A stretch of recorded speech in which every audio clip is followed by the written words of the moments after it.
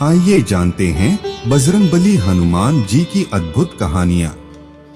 कहा जाता है कि अंजना एक अप्सरा थीं और किसी अपराध वश उन्हें ऋषि दुर्वासा से शाप मिला। इसी के फल स्वरूप उनका जन्म वानर कुल में हुआ। वे गिरज की पुत्री बनी और उनका विवाह केसरी से हुआ। इसीलिए बजरंगबली केसरी नंदन कहे जाते हैं। राम भक्त हनुमान ब्रह्मचारी हैं, अमर हैं और इनके भक्तों को भय, निराशा, ग्रह पीड़ा, दारिद्र्य और संकट से मुक्ति मिलती है। हनुमान जयंती के पावन अवसर पर इनसे जुड़ी अद्भुत कहानियां प्रस्तुत है। दिव्य फल से हनुमान जन्म। अंजना माँ को पुत्र प्राप्ति की इच्छा थी। उसी काल में अयोध्या के राजा दशरथ भी पुत्रों की प्राप्ति के लिए यज्ञ करवा रहे थे, जिनमें से उत्पन्न हुए फल को 3 रानियों ने खाया, लेकिन यज्ञोत्पत्ति से निकला एक फल पक्षी ले उड़ा। उसने वह फल एक पर्वत पर गिरा दिया, जहां अंजना माँ भ्रमण कर रही थीं। महादेव की प्रेरणा से उन्होंने उस फल को खाया, जिससे हनुमान जी का जन्म हुआ। इसी कारण बजरंगबली भरत सम भाई कहे जाते हैं। पुत्र पर वार से पवन देव का क्रोध। भूख लगने पर एक बार बाल हनुमान सूर्य को फल समझ बैठे और उसे निगलने उड़ चले। तब राहु ने इंद्र से सहायता मांगी। देवेंद्र ने बाल हनुमान के विराट स्वरूप पर प्रहार किया और वह मूर्छित होकर धरा पर आ गिरे। इस बात का पता जब पवन देव को चला तो वह बहुत क्रोधित हुए। उन्होंने पूरी सृष्टि का वायुचक्र बाधित कर दिया। इस कारण सभी जीवों का दम घुटने लगा, जिसके बाद उन्हें समझा बुझाकर मनाया गया और समस्त जीवों ने राहत की सांस ली। हनुमान जी अपनी शक्तियाँ क्यों भूल गए? बालक हनुमान अत्यंत शरारती थे।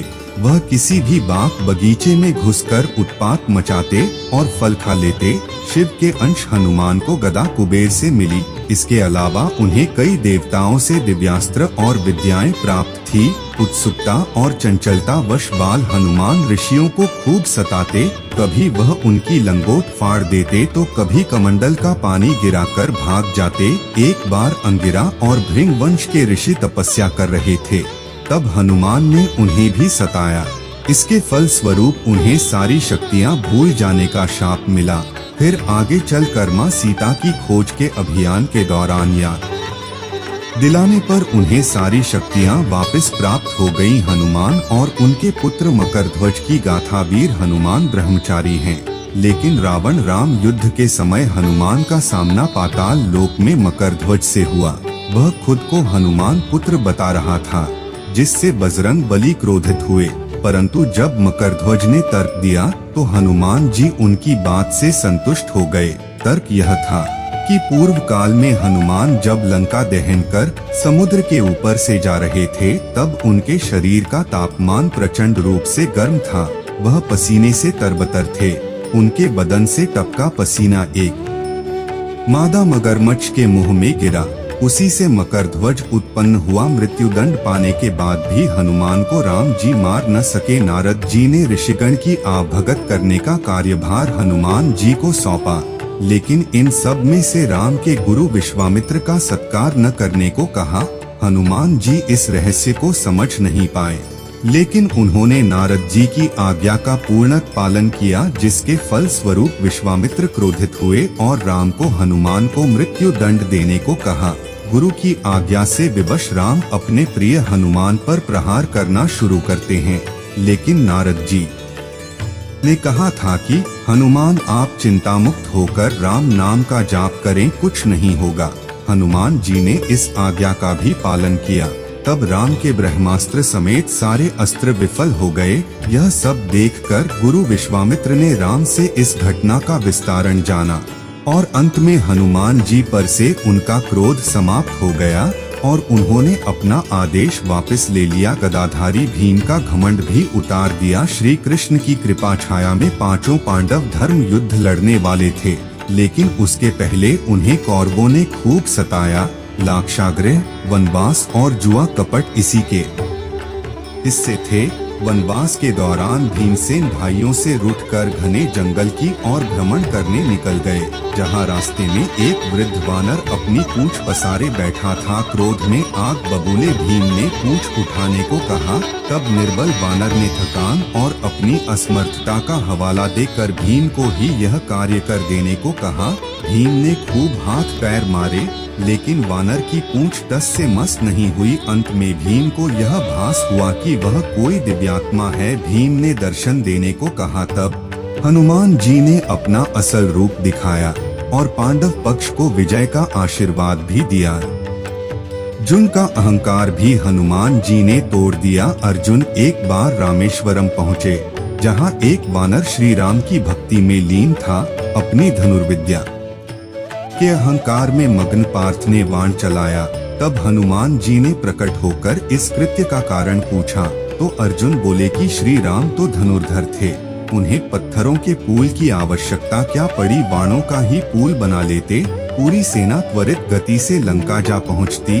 इस पर हनुमान जी ने कहा कि हमारी सेना में ऐसे विराट और बलशाली योद्धा थे जिनका भार बाण का पुल नहीं उठा पाता, इसीलिए पत्थरों का पुल बनाया गया। इस बात पर अर्जुन ने दिव्य बाण चलाकर विशाल पुल का निर्माण कर दिया और वानर रूप में छिपे हनुमान जी को चुनौती दे दी। तब हनुमान जी उस पर चढ़े और बाणों का पुल भर भरा कर पानी में डूब गया। अंत में अर्जुन का अहंकार टूटा और हनुमान जी ने उसे दर्शन भी दिए। हनुमान ने शनिदेव को रावण के चंगुल से मुक्त कराया। रावण अति बलशाली योद्धा था, उसने सभी ग्रहों को बंदी बना लिया था। समस्त देवता भी उनके आगे हाथ बांधे खड़े रहते थे। लंका में जब हनुमान जी गए तो खलबली मचा दी थी। वही उन्हें रावण के कारागार में शनिदेव बंदी अवस्था में मिले। तब बजरंगबली ने अपने पराक्रम से उन्हें मुक्त करा लिया। इसी के फल स्वरूप उन्होंने हनुमान जी को आशीर्वाद दिया कि जो भी व्यक्ति सच्चे भाव से बजरंगबली की भक्ति करता है, वह शनिदेव उस पर प्रकोप नहीं लाएंगे, उसका अनिष्ट भी नहीं करेंगे। बाद हनुमान जीवित हुए। हनुमान जी अमर हैं, लेकिन उनकी भी मृत्यु हुई थी। राक्षस सहस्शिरा को मारने के लिए एक बार भगवान राम निकले। बहुत समय हुआ तो माँ सीता की आज्ञा पर हनुमान उन्हें खोजते हुए विलंका आए, जहाँ एक जादुई सरोवर था। ग्राम देवी के प्रभाव से वह विषैला था। जो भी व्यक्ति विलंका में शत्रुता की भावना से आता, उसके गले में ग्राम देवी बैठ जाती और प्यासा जीव सरोवर से जल पीता तब मारा जाता। हनुमान जी ने भी वही किया और जहर के प्रभाव मृत्यु को प्राप्त हुए। तब पवन देव ने क्रोध में आकर अपनी गति रोक दी। इस पर ब्रह्मांड में हाहाकार मच गया। अंत में देवताओं ने हनुमान जी को जीवित करने का वचन दिया। तब पवनदेव शांत हुए। हनुमान जी के प्रकोप से कर्ण मरते मरते बचा। अर्जुन और कर्ण में भयंकर युद्ध चल रहा था। कर्ण के कुछ बाण श्री कृष्ण को भी लगे, जिससे उनका कवच टूट गया। यह सब देख हनुमान जी ने प्रचंड गर्जना की। उनके आग्नेय नेत्र कर्ण को ऐसे घूर रहे थे जैसे अभी उसे भस्म कर देंगे। हनुमान जी की मुट्ठियां कस चुकी थीं। उनकी पूंछ काल बनकर हवा में लहराने लगी। यह सब देखकर कर्ण और उनके सारथी थर थर कांपने लगे। अंतत श्री कृष्ण ने हनुमान को शांत कराया और कर्ण की जान में जान आई। हनुमान जी ने रुद्र मंत्र से बंधे यमराज की बेड़ियां तोड़ दी। शिव भक्त रावण ने यमराज को रुद्र मंत्र की बेड़ियों से बांध रखा था और जो भी बिना अनुमति लंका में प्रवेश करे, उसे पीठ पर लात मारने का आदेश दे रखा था। हनुमान जी के लंका में जाते ही यमराज ने उन्हें भी पीठ पर जोर की लात मारी और घमंड से कहा कि मुझे रुद्र मंत्र से बांधा गया है, इसीलिए मैं विवश हूँ। इसके अलावा मुझे कोई रोक नहीं सकता। शिव के बाद तो मेरा कोई मुकाबला ही नहीं। इस बात पर हनुमान जी आगे बढ़े और उन्होंने रुद्र मंत्र वाली बेड़ियां एक झटके में तोड़ दी।